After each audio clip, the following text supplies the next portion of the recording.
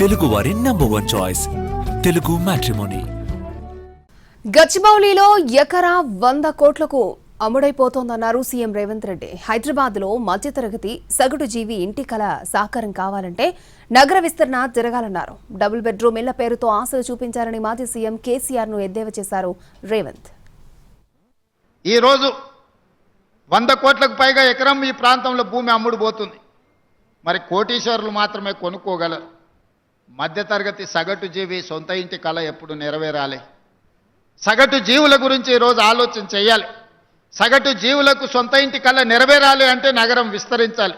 నగరం విస్తరించాలంటే regional ring road రావాలి, radial roads రావాలి, మెట్రో రైలు విస్తరణ జరగాలి, అదేవిధంగా మూసీ ప్రక్షాళన జరగాలి, మూసీలో ఎలివేటెడ్ కారిడార్ రావాలి. డబుల్ బెడ్రూమ్ అనే ఆశ చూసినాం, అది ఆకాశంలోనే కనిపించింది.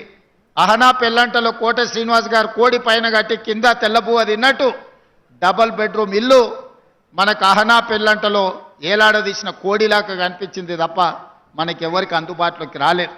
గచ్చిబౌలి ప్రాంతం ఫైనాన్షియల్ డిస్ట్రిక్ట్ కావచ్చు, లేకపోతే నాలెడ్జ్ పార్క్ ప్రాంతం కావచ్చు, రాయదుర్గం ప్రాంతం కావచ్చు, ప్రపంచంలో ఉండే 500 ఫార్చ్యూన్ కంపెనీలలో 85 ఫార్చ్యూన్ కంపెనీలు ఈరోజు ఈ ప్రాంతంలో వాళ్ళ కార్యక్రమాలను నిర్వహిస్తున్నాయి.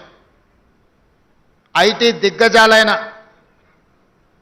ఇన్ఫోసిస్, మైక్రోసాఫ్ట్ నుంచి మొదలు పెడితే గూగుల్ లాంటి సంస్థలు ఈరోజు ఇక్కడ అత్యధిక ఉద్యోగ అవకాశాలు కల్పించిన టీసీఎస్, హెచ్సిఎల్, కాగ్నిజెంట్ లాంటి సంస్థలు ఈ ప్రాంతంలో లక్షలాది మంది సాంకేతిక నిపుణులు, ముఖ్యంగా గ్రామీణ ప్రాంతాలలో నుంచి చదువుకున్న యువకులు ఈరోజు ఐటీ రంగంలో రాణిస్తున్నారంటే ఆనాటి దేశానికి రాజీవ్ గాంధీ గారి కంప్యూటర్ని పరిచయం చేసిండు. మాదాపూర్, కొండాపూర్, గచ్చిబౌలి, శేర్లింగంపల్లి, గోపన్పల్లి, వట్టినగలపల్లి వరకు ఈ ప్రాంతాన్ని అభివృద్ధి చేయడానికి 94 నుంచి 2014 వరకు ఆనాటి ముఖ్యమంత్రులు చంద్రబాబు నాయుడు గారు, డాక్టర్ వైఎస్ రాజశేఖర రెడ్డి గారు ఈ ప్రాంతాన్ని అభివృద్ధి చేయడంలో వందల సంవత్సరాల నుంచి వీళ్ళందరూ నిర్విరామంగా కృషి చేయడం వల్ల ఈరోజు ప్రపంచ చిత్రపటంలో ఒక గొప్ప నగరంగా మన నగరానికి కీర్తి ప్రతిష్టలు దక్కినాయి.